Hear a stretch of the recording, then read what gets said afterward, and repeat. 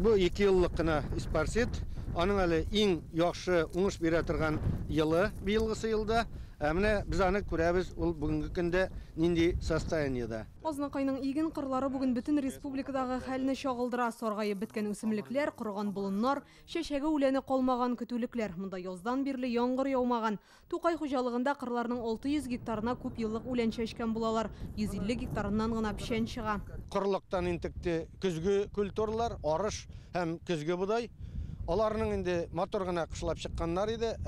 Шушы кырлык аркасында басу көннән көн сирәкләнде. Бүгенге көндә алардан шул 10-12 центнердан артык уңыш көтеп булмый.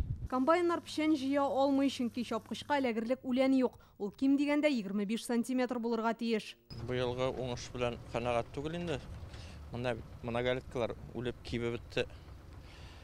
Инде зерновойлар тоже нык страдайтты.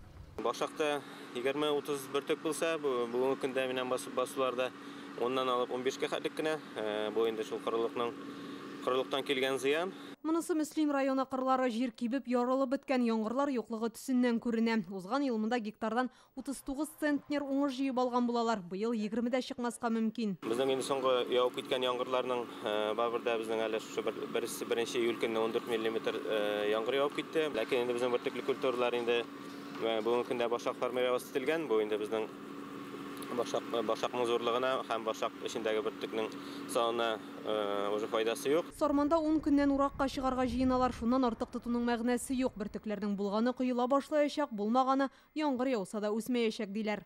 2022 белән чагыштырырлык булмасын да быел.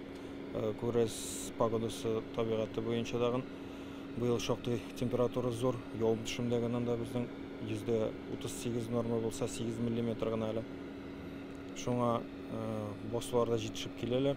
Шушы 10 көн, 15 көн эчендә уракка керәбез. Июньдә явым-төшем нормасы 60 мм булса, республикада 15 мм гына яуган. Авыл хуҗалыгы хезмәткәрләре узган елдан калган уңышка гына өметләнә. Быелгысы җитәрлек булмаган очракта җитештерүчеләр иминiyet акчасын ала алачак. Республикада кертелгән гадәттән тыш хәл режимы шундый мөмкинлек бирә. Режим ЧС дигән нәрсәне аңлата, ул бүгенге көндә безнең хуҗалыкларыбызга мөмкинчелек бирә.